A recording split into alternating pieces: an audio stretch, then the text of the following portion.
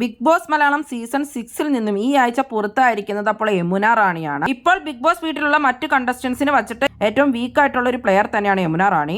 കാര്യമായിട്ട് ടാസ്കുകളിലോ മറ്റു പറയേണ്ട കാര്യങ്ങളിലോ ഒന്നും തന്നെ ഒരു ഇൻവോൾവ്മെന്റ് നമ്മൾ കാണാറില്ല.